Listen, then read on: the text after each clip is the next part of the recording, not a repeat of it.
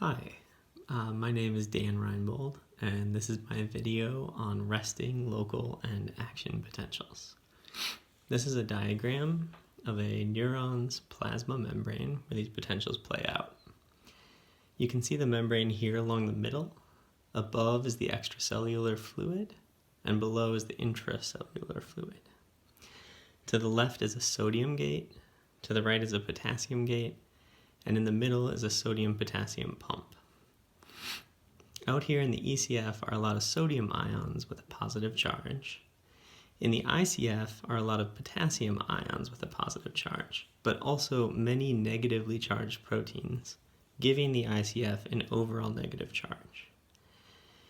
These two differently charged fluids give the membrane between them electrical potential.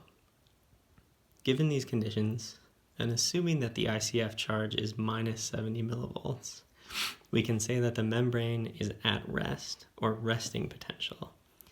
It can also be described as being in a polarized state.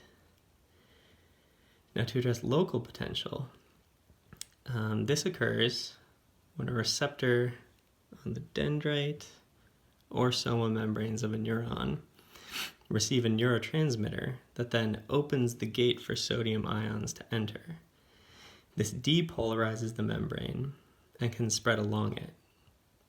Local potential is graded, it varies in strength, it's decremental, it weakens, and it's reversible. Sodium gates will close if they're not stimulated, and the pumps will return to equilibrium. If the signal is strong enough to make it to the axon hillock, or along its length, it can trigger action potential. Because axons have many times more gates, this potential is stronger and differs from local. It's not graded, it happens or it doesn't, it does not weaken, and it is irreversible. Over here is a chart of millivolts and time for action potential. A value of at least minus 55 millivolts is necessary to trigger action potential.